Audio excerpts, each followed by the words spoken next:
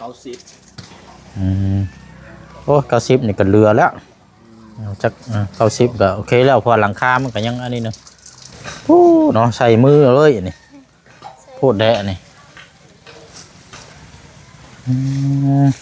ทางเห็ดของครัวแล้วเด้อนี่คันคือสิมาเฮ็ดอยู่เฮ็ดกินคือสิเข้ามาอยู่นี่ได้แต่งเฮ็ดอยู่บ่ทางนอนไหน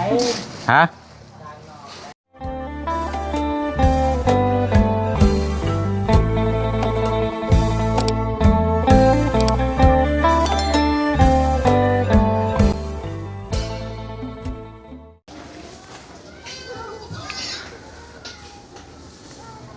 ทรายเฮานี่ก็ถือว่า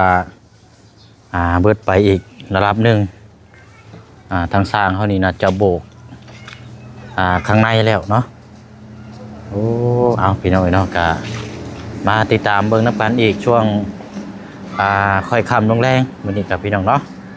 เป็นจังไดเด้เนาะครึ้มฟ้าครึ้มฝนทั้งปูนเฮาก็เดืออยู่2กระสอบบ่พอดีแล้วมื้ออื่นเดี๋ยวเขาเจ้ามาส่งพี่น้อยตอนเช้าเพราะว่านี่ก็5 โมงปลายเลยรอบเช้านี่เขาเจ้าบ่ทันได้มาเนาะเพราะว่างานลายอันนี้ยังบ่ทันได้ก่อขึ้นไปเพิ่มอีกอันนี้เนาะโอ้เอาดีแล้วเนาะปัดกวาดแต่ว่าสีครึมๆมืดๆเด้อเนาะใช่ยังบ่ทันได้ใช้บ่ยังบ่ทันได้ติดตั้งอยู่เนาะโอ้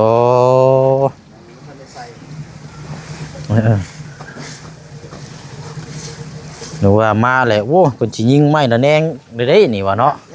โอ้ยังอยู่เนาะโอ้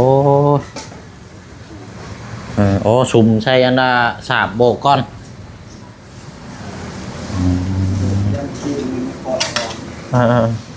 อ๋อนี่สิเทพื้นก้อนใช่ไหมพ่อ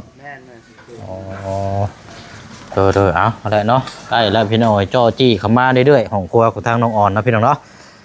สบายดีเด้อพี่น้องเด้อเนาะสบายดีพี่น้องยำคำยำแรงที่ตามเบิ่งนำกันอีกเนาะ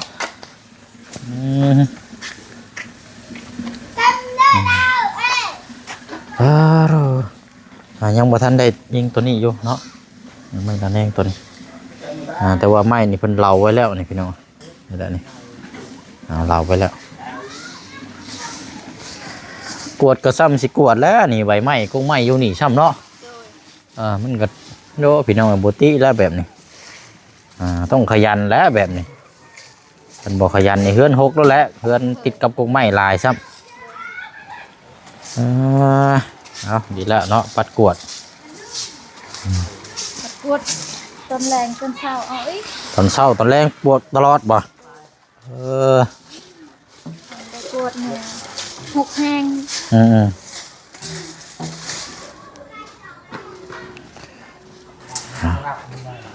กำลังเสียเทกันเจือนกันเปื้อนจะกว้างเท่าไรบอกกว้าง1 เมตรบ่พอโอ้90นี่ก็เรือแล้วจัก90ก็โอเคแล้วพอหลังคามันก็ยังอันนี้นึงลายอยู่ดอก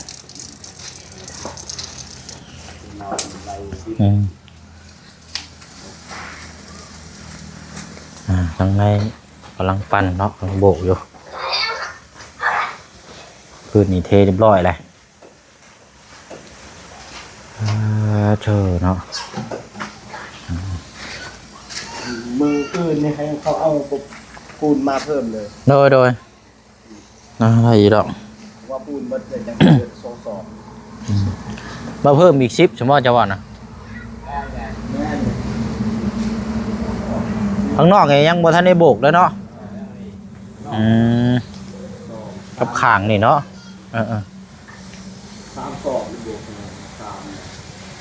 เดี๋ยวเบิ้ลกับบอกเดี๋ยวเขาเจ้ามาส่งใกล้ๆนึงดอก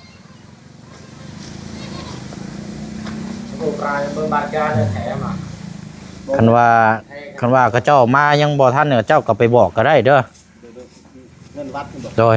เอาปูนเขียว10 ซอบให้เขาเจ้าจดบินไว้คือเก่านะเดี๋ยวเขาจังสิไปจ่ายน้ำหลังก็ได้แต่ว่าเขาแบบบอกเพิ่นทีนึงแล้วอย่าว่ามันนี่มันคำแล้วยันบ่ทันผักงานแล้วคำนี้โดยพนักงานเขาเจ้ายุดแล้ว เอาตุ่มเทิมเลยพี่น้องไอ้มองมุมนี่นี่เพื่อนนี่หลังไงญาติเฮ็ดให้แล้วนี่บ่อยากเฮ็ดอันน่าจุพื้นจุไผใส่แล้วพี่น้อยเนาะสิพักมันนอนอยู่นี่แล้วบัดนี่จุใส่ก็ยังมันดำอีกบัดนี่ได้แล้วบัดนี่พี่น้อยเนาะเรื่องน้ำกันฮะละ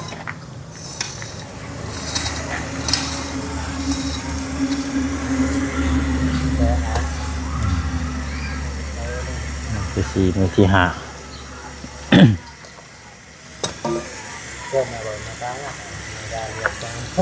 ใช่เท่านี้คันว่าเป็นไปได้นี่กวดใส่เบิดเลยก็ได้พอเด้อบ่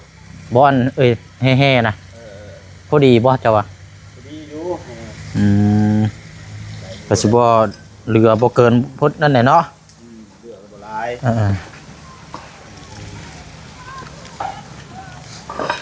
โอ้เนาะใส่มือเลยนี่พูดแดะนี่เป็นบ่ใส่มือกดซื่อๆก็บ่มั้ง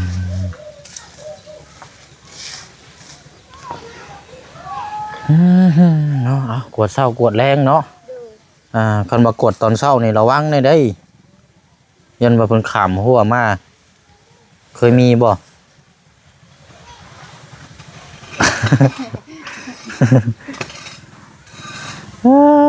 เนาะเอาพี่น้อง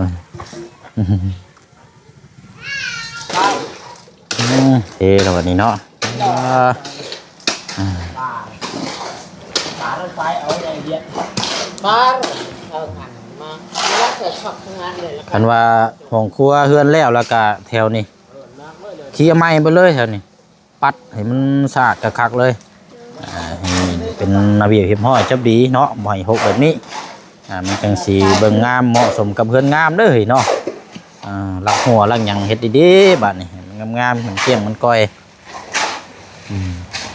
อันนี้ก็แก้ไขเก็บตกไปก่อนเป็นจังไดคือว่ามื้อนี้ไปงานรองจังบ่อยู่บ้านได้ก่อนจะว่านะไปทางใดนะไปทางแหวนแทนโอ้วันสมุนเข้าไปทางในผมบอกอ๋อโธ่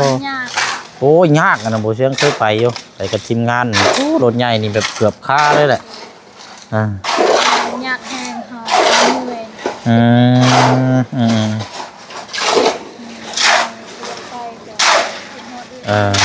มวันนี้เรียบร้อยแล้ววันนี้เนาะคนหลายอยู่บ่เป็นงานแต่งหลานบ่คือเป็นแบบงานแต่งไผนี่งานแต่งลูกเอื้อยเลยลูกล้านงานแต่งลูกเอื้อยแล้วก็คันชื่อว่าก็เจ้าเอื้อยป้าได้เนาะงานแต่งหลานผู้หญิงบ่คือผู้ชายแบบน้องพ่ออายพ่อเด้แต่ว่าป้าอายพ่อทางเสียหมดแล้วพ่อก็เสียหมดแล้วหลานผู้หญิงบ่คือผู้ชายเนาะผู้หญิงเนาะโดยมองไปแต่มองที่สาวมองไปแต่อยู่คนแน่หอดสร้างเห็ดเองมาแต่จังโมงก็จะมาบ่ายโมงแสดงมาอยู่พุ่นกับนันนาเฮ็ดแต่เช้าอยู่ซะเนาะไปแต่8 โมงที่เช้าโดยเอาแหละเนาะใกล้สิแล้วบาดนี้โอ้ยเนาะสร้างว่าเมื่อวานแท้กินหอดเพื่อนกินหอดเพื่อน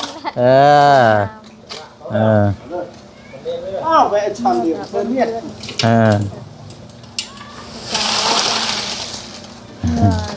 หยุดงานกับวงเพื่อนเลยจังใดงามว่าดีใจก็งามอยู่หรอว่าเนาะเช่นก็บ่ได้ถามเจ้าจักเทื่อได้นี่ว่าเป็นจังใดเนาะหลายคนเขาวงงามแบบ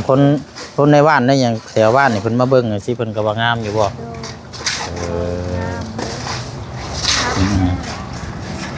มันคันสิว่าก็ นี่แหละเห็นมันเต็มระบบกับเพื่อนใหญ่เลยแหละมันจะงามคันว่าผ้าครึ่งไปอีกนั่นบ่ได้งามเด้เบิ่งคือน้อยแล้วมันจักเป็นยังไงมันคือเฮือนชี้เฮือนหยังนั่นแหละบ่เซ็งก็ได้งามเลยเพื่อนเจ้า ไผ ในบ้านนี้ คนในบ้านนี่บ่อืม เกิดงานไปแต่แม่ก็เลยอยู่ดนอยู่แต่กลางคืนแล้วคืนก็ได้ นั่นแหละ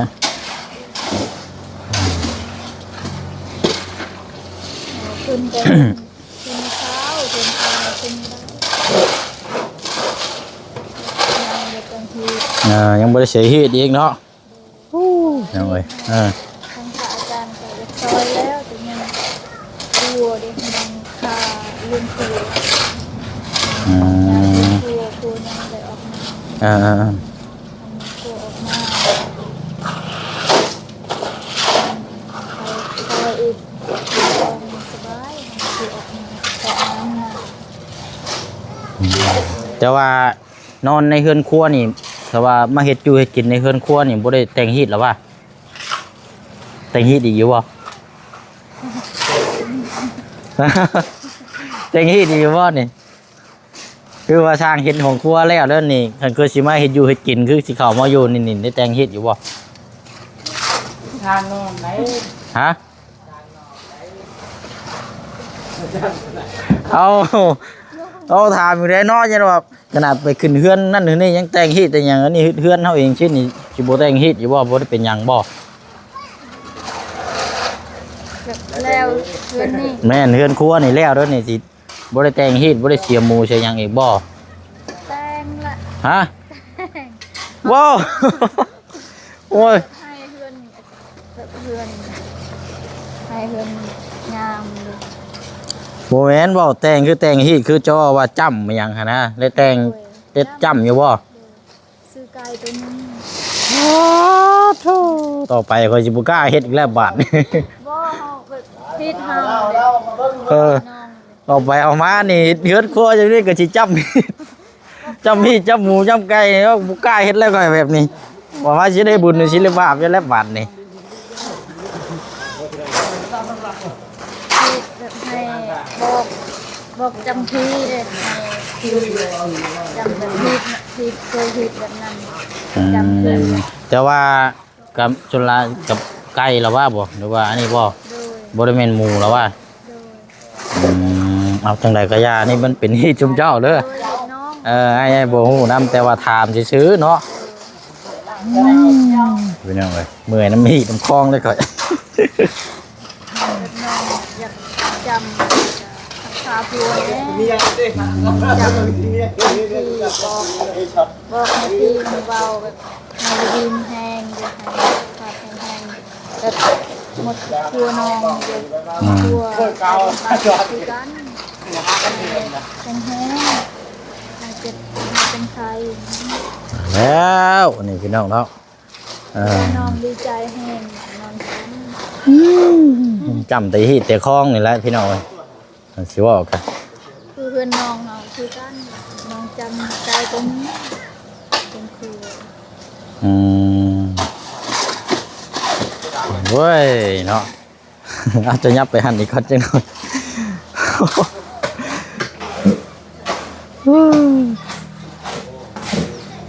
คันสิว่ากันแปลว่าดีใจเนาะแต่ว่าเขาหาว่าเป็นมุมมองแบบว่าดีใจก็คือเอาไปก้าวไปบอกเอาเจ้าที่เจ้าทางแบบว่ามีผู้ใหญ่ซอยผู้ซอยขึ้นชาลัดเป็นให้อยู่ดีไม่แห้งให้มันให้ยืนประมาณนี้เนาะโอ้แต่ว่าบ้านเพิ่นห้องว่าจ้ำก็ต้องเสียไก่เสียยังอีกไก่ตัวนึงเอาเป็นไข่นู่นนี่ก็บ่ได้บ่เป็นโตเลยเฮ้ยเนาะพี่น้องเนาะขอโทษน้ำละลายพี่น้องเนาะเพราะว่านึงมากเพราะว่านี่ก็จักทั้งแม่นกอึ่งบ่ก็คือว่าจำฮีทคือกันแหละจำฮีทแล้วก็จักไปเฮ็ดแล้วแหละเมื่อวานนี่ไงเฮ็ดทาง อยู่ไทยแลนด์ก็จะว่าจำฮิตเมื่อวานนี่ก็คือกันอันนั้นก็ นี่ก็คือกัน โอ้ ที่น้องเลย เอาตามนั้นแหละใช่เนาะเนาะตามต้องว่าเพิ่นพี่น้องเพิ่นนับถือจังใดก็ปกติเนาะที่ครองประเพณีถือจะได้มา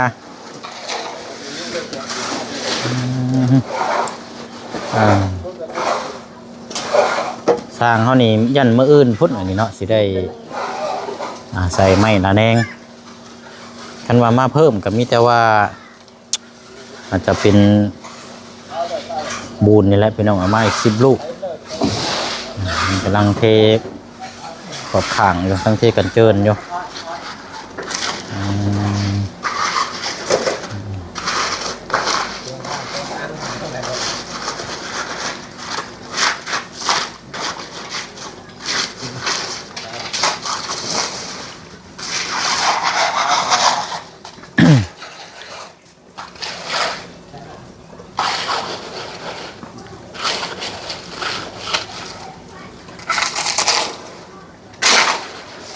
สร้างเขานี่เปิ้นนี่ก็สิแม่นเมื่อแล้วนี่เนาะ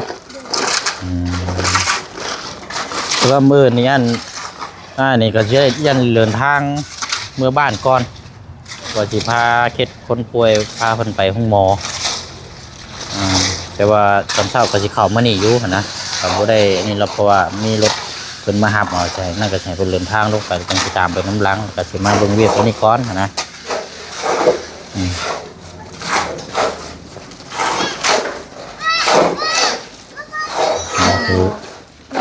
วันมีลูกหอเป็นไอฮอนหมดโตคือ ให้แล้วบ่สำบายระวังยาก เราคือเราไปเขาให้ลูกเดียวจะเป็นโดนไปบ่ล้ม เป็นบัดเป็นไอแล้วเห็นนี่ได้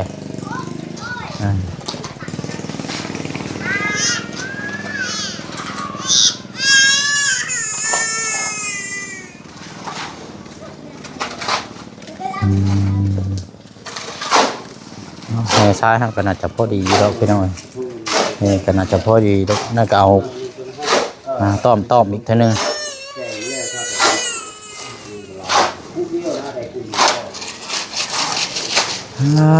เนาะเอา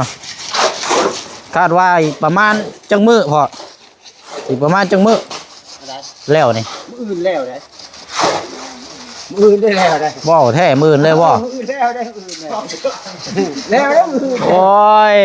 ถามเบิ่งหมู่คู่ก่อนแม่นบ่แล้วนั่น ได้พ่อ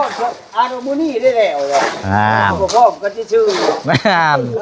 เดี๋ยวมันมีหยัง มูนี่เพิ่งเมื่อแต่เว้นจำบ่สบายโตมึงอะไรโจ๊ะ เออ โอ้ก็จัดว่าดีแล้วเจ้านี่มูนี่อ่านมาแล้วมื้อนี้คันว่าแล้วก็แล้วเก็บตกช่วงแรงนะเนาะ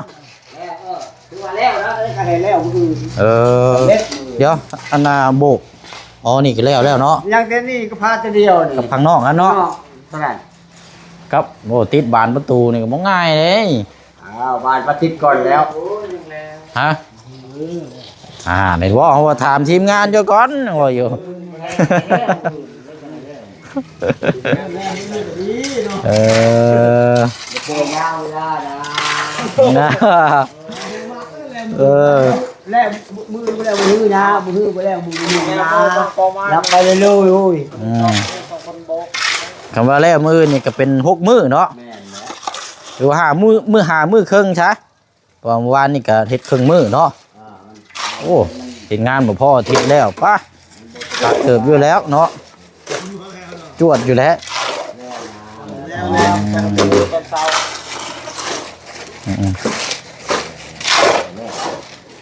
เนาะเอาจังไดก็หั่นแหละพี่น้องเนาะจังไดก็ตามแต่เพราะว่ามื้ออื่นก็บ่ต้องไปใส่เริ่มมื้ออื่นเด้อบางเทื่อบางที่นี่คือถ้าอ้ายลงไปแล้วนี่ยันเพื่อจักสิขึ้นมามื้อใดนะเป็นที่ก็2-3 มื้อคือเก่าแล้วแต่ว่าก็เบิ่งตัวจริงคนป่วยนํกันอีกเทื่อนึงพี่น้องเนาะเพราะว่าเฮาลงไปแล้วก็ต้องเบิ่งนำแม่แต่ว่าร่างกายน้องเพิ่นโอเคก็บางเทื่อบ่เช่นก็สิขึ้นมาเทื่อนึงให้เพิ่นพักพื้นให้เพิ่นก็ฮ้อนมื้อแล้วจังสิลงไปหับเอาหั่นนะอันนี้ก็ถ้าว่าสร้างเพิ่นเฮ็ดแล้วมื้อนี้หรือว่ามื้ออื่นก็ มีแต่ว่าเปอร์เซ็นต์สินั่นก็สิเอาเงินมาคดมามอบให้เพิ่นเลยค่าจ้างนั่นแหละเพราะว่าโดยแค่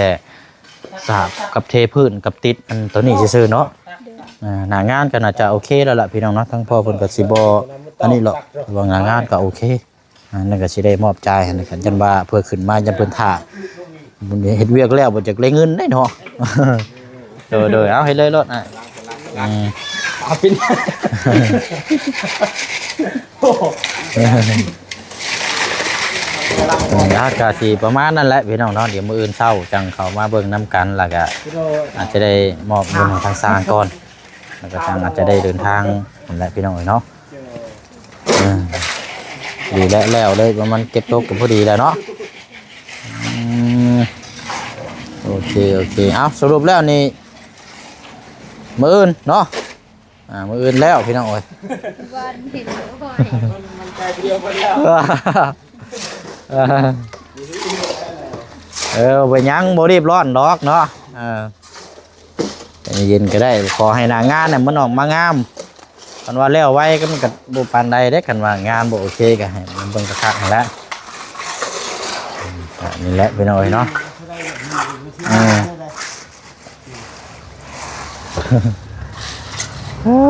เนาะ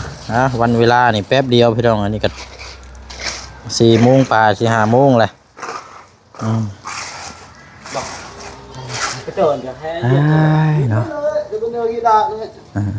เขาก็สิกันไหนเนาะเอาสนอมีแต่ว่าอันนี้ก็ได้พี่น้องเอ้ยบืนจังว่ากันไหมเนาะบืนเอาสิเข้ามาอีกทีหนึ่งเด้อโดยขอบคุณมกขอบใจเอาหลายๆเด้อขอให้อาไปใส่มาใส่ปลอดภัยขอให้อาไปใส่มาใส่มีคนหักคนแพงตลอดปีตลอดไปขอให้อยู่เย็นเป็นสุขขอให้ทุกกายสบายใจให้หมดเพื่ออาขอให้เพื่ออาหักแพงหลายขอให้ รอแล้วเนาะภาพร่างกายแข็งแรงขอให้มือมันคนยืนขอให้สุขมันลำรวยเด้อสาธุเลยทั้งหมดFC ปลาลุงทุกคนขอให้เกิดแข็งแรงกายสมไข่บางมีนาจินดาใจสิงห์นามรับมองด้วยแซมไม่เจ๊แป้งให้มาทางแม่แก้วจะแป้งให้เจ้าขอบคุณในไลน์เด้อแม่กับเอ๋ขอให้มีความสุขความเจริญความสุขกายสบายใจตัวแม่ถือได้แป้งในไลน์เด้อขอให้อยู่เย็นเป็นสุขความสุขกายสบายใจเด้อขอให้สุขภาพโดยโอเคเนาะอะไรว่ากันเนาะเราใส่เสื้อกับจนคอกับจนเหี้ยพี่น้องเหี้ยคอเสื้อจนรุดโคตรดีๆนี่เนาะเอามื้ออื่นมาติดตามเบิ่งนำกันเอาพี่น้องเนาะอาจจะได้มอบเงินหรือว่าค่าจ้างให้เพิ่นก่อนพี่น้องเพราะว่าเดี๋ยวแค่บอกขั้นตอนกันแล้วแหละเนาะเพราะว่ามื้อเฮาอาจจะได้เดินทางลงนะพี่น้องเนาะเอาฝากพี่พี่น้องติดตามเบิ่งนำกันอีกเด้อพี่น้องเด้อเนาะขอบใจขอบคุณทางพี่น้องปลุง FC เฮานำกันเบิดสุขุสุคนเนาะที่ติดตามและก็เป็นกำลังใจให้นะพี่น้องเนาะตลอดมาเนาะพี่น้องเนาะทางผู้หันและก็ทางผู้รับทางผู้เบิ่งผู้แยงอยู่ใกล้อยู่ไกลเนาะสุขกายสบายทางใจน้ำกันเบิดสุขุสุคนนะพี่น้องเด้อเนาะสบายดีเนาะ